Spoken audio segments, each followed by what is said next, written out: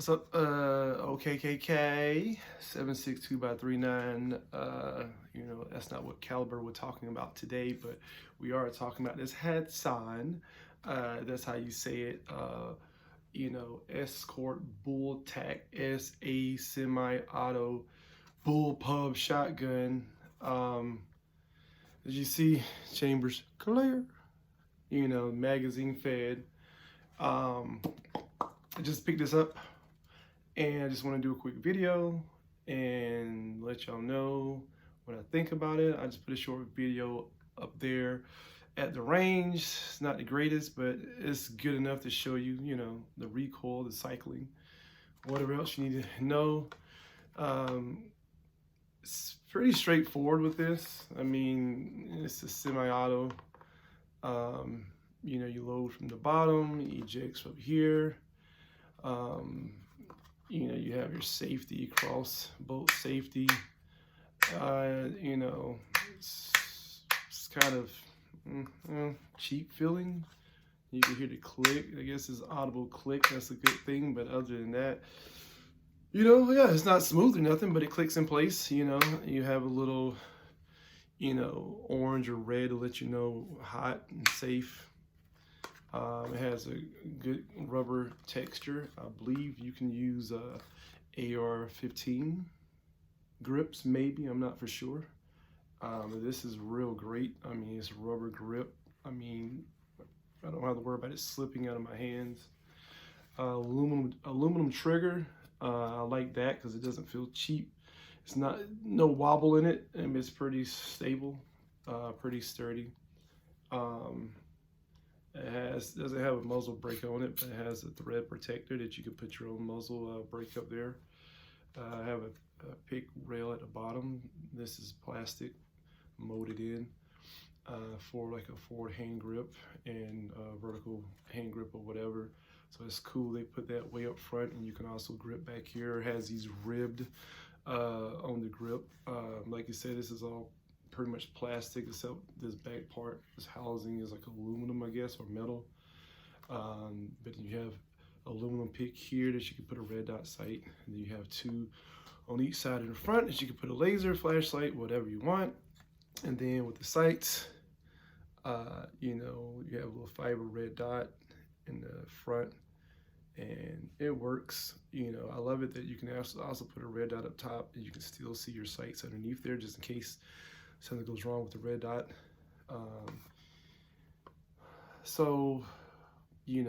It ejects from here. Does eject from the bottom. You load from the bottom, and it ejects from the side.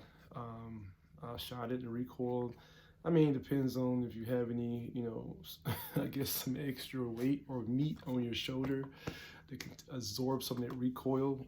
I don't think it was terrible, but I was shooting slugs because I can't shoot buckshots inside the range. So I just did slugs. It cycled good. I did a couple more. I loaded up a couple more times. Had like a couple failure to eject all the way, but it's just breaking it in. Other than that, didn't ever have any problems. I think I only shoot a box, maybe a 15 out of it, and that was it. So I just want to do a quick video. You have adjustable cheek riser here that you go up and down. It's pretty sturdy. I mean, this is like a metal screw here, so it's not plastic. You don't have to worry about breaking it off or whatever. And when you adjust it, I mean, it locks in place pretty good. You can go up and down and just tighten this back up. And it's pretty solid. Like it doesn't feel cheap. It's pretty solid. The only thing I don't like about this is that you don't see any bolt release anywhere on this. Like there's nowhere to release to drop the bolt, and you can't do it by just pulling this and letting go. That's not going to work either. So you're like, what the? So it took me a minute, but to find out that after you load your first shell here in the chamber, and then you push, it's basically two levers. You get the silver and you get the black. But the black is a basic one that basically drops to load the next round in the chamber. But this one here, as soon as you push that up to load your first round, the bolt drops closed. And that's what it is. It's, you don't, yeah. So at first I thought it was kind of weird. And then I figured out, like, you know what? You know, that's what it is. Get used to it. I've noticed that when you do load, if you don't have this depressed, then it's going to close again. If this is not depressed, this will not go down. Like where you load your rounds into the tube, magazine tube. If this is not depressed first, the whole thing will not go and you will not get a round in there. It's just, you know, so that's your bolt release and your lever to load your other rounds into the feeding tube. So, it's kind of different than most any other type of, you know, weapon. It was like AR-15 or any other shotgun style that you can just hit a button somewhere and it'll just drop the bolt. I don't know why he did that. Maybe, I don't know, maybe it's just me. I just never came across the gun that the only way you can drop the bolt is by loading a shell in there and have to, you know, depress this lever. And my thing is that, yes, you can put it on safe when you put your first round in and you drop the bolt. You can put it on safe, but what if somebody's reloading to shoot again? You forgot to put it on safe, and then you load it, and it closes the bolt, and next you know you accidentally pull the trigger. But of course, you know, understand the weapon that you're shooting, and practice, and I think it will be okay. I'm okay with it now. It loads pretty smooth. I don't really get stuck. I just gotta make sure I hit that first before I load my shell in. Because if you don't, like I said, but I think that's my only big gripe about it. Other than that, I mean, you got a lot of plastic probably, and then a lot of screws from here to break it down. Even right here, it makes, you know, so I don't know, you know, I don't think it's gonna have nothing to do with anything, malfunctions or anything.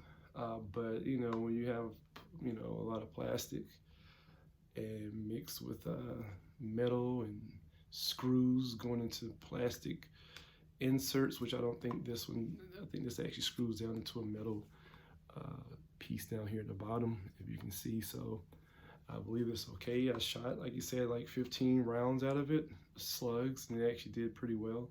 I didn't notice anything coming loose, nothing rattling or shaking. The butt pad is actually pretty good. I mean, you can see it actually flexes without too much force, so I think that helped with a lot of the recoil for when I was shooting it.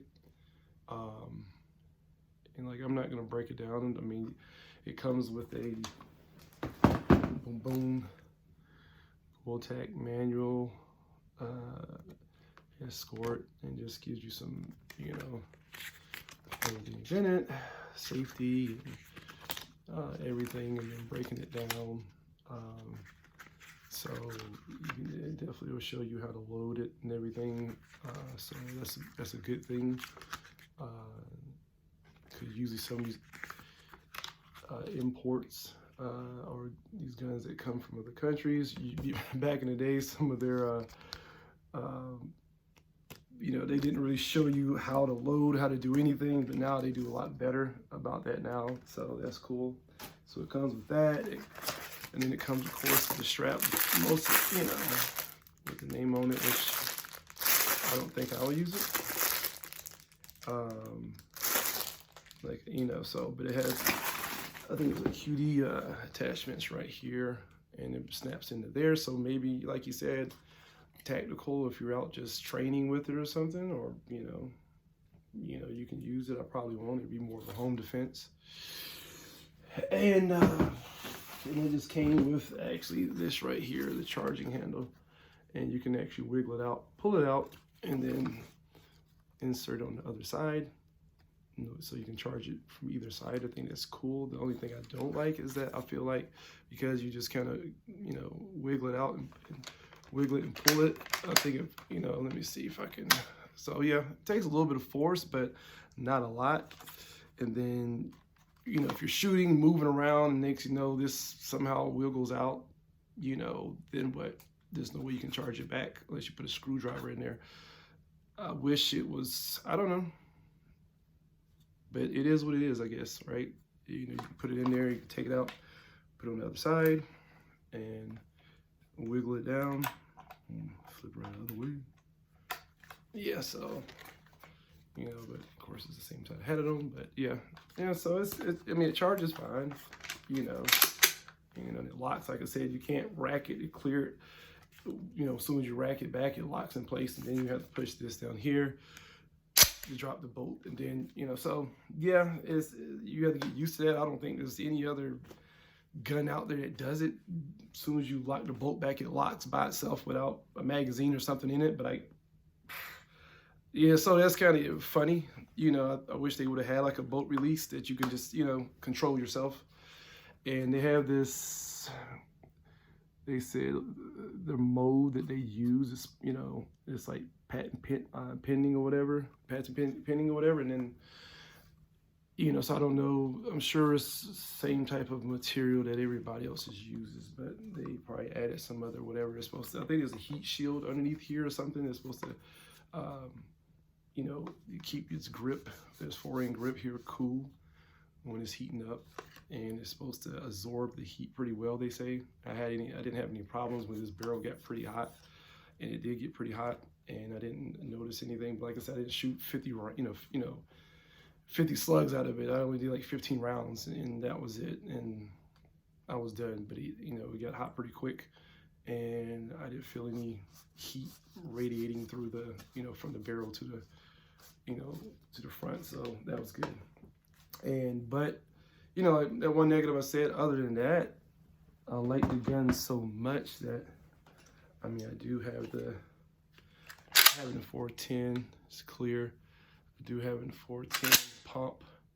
I like you have a lever right here to, you need to clear it, you can. I mean, I don't know why they didn't do it with that one, but I don't know if all semi-automatics do that, which I don't think so. But yeah, 410. It's smooth. Like, this doesn't have any problem with the polymer here, the plastic. It doesn't bend or nothing, because you get little pins that hold it in place. But I had to get the 410. I think it was like $230, and prices are going up, like, you know. And of course, but that was a 12 gauge. I'm sorry, that was a 12 gauge. This is a 410. Or whatever, you can see how skinny the barrel is. So that's a 410, and this was, oops, I took that off the other day, didn't put it back on, but yeah, I had like the threads, so it was stripped already at the beginning, so I had to like put some pressure on it to get it to turn down. So I'm gonna have to, like, I don't know why, like, there it goes now. So I guess but at the beginning, like, a few threads were a little stripped a little bit, but there. But it, you know, so that was me. That was my fault where I fell off because I didn't tighten it back up. But yeah, 410. I have not shot this yet. I will do a video of this, and I love it. For the 410 or the 12 gauge, you have this lever to be able to actually pump action and clear it if you need to. So that's great. I mean, same type of butt pad, cushioning, everything. I mean, almost everything's the same with all three of these guns. The grip's the same. So I will be doing a video with this. I just bought some ammo. It was kind of hard to find the 410 ammo, slugs or buckshots for the 410. Online you can get it, but at stores it's kind of hard. Everybody's buying it out. I don't know really why, because it's more expensive than the 12. But I guess some people like the low recoil of the 410, but I don't mind. And this was the 12, so I mean, you can see the barrel. And like I said, it's clear. Same thing, grip. And like you said, this may be able to go on top of the semi-auto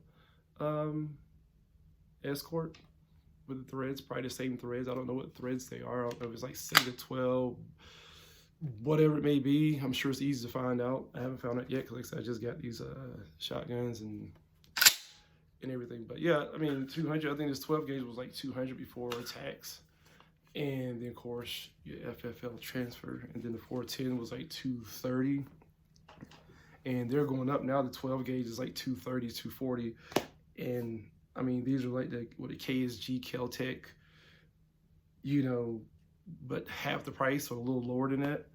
And then now they finally came out with this one, this semi-auto. And I don't know, like I said, I haven't read everything about it. I don't know if this is gas or just spring loaded, you know, and I don't know if you can adjust it. I haven't went through everything yet. I just want to throw this video up there real quick. And yeah, but like I said, they all look the same. So this is the semi-auto, and the other ones are pumps. Like they all have the same aluminum triggers, which is great. They don't wobble or move. Like I said, I just think this little plastic piece here, or you know, this other side, how it just does that. But then you could put a pin in there so you won't hear that type of, you don't want it plastic to make noise. It makes you think, oh wow, that's plastic, you know, which, you know, if it was solid, you wouldn't say anything. So yeah, so that's that, guys. Like I said, right now this just came out. I'm probably gonna do another video on this one. I hope I can go outside and shoot, and then I'm gonna do videos with the 12 gauge, the pump, and the 410. So look for videos about that. I'll probably do some review on those after I shoot it, tell you what I think about it. I have not shot those yet. I just want to get this one out because it was brand new, and I was like, it was $260, $268 or something for it. So I think it was like $300 after tax or whatever. And then of course, whatever your transfer is at your FFL. And that price is starting to go up now. So yeah, but yeah, cool. So I'll see you next time with another video. Just keep checking out, and I got a lot of other guns to show you to shoot. Go to the range. I'm trying to go outdoor range so I can get better video, better lighting. So just keep checking me out. All right.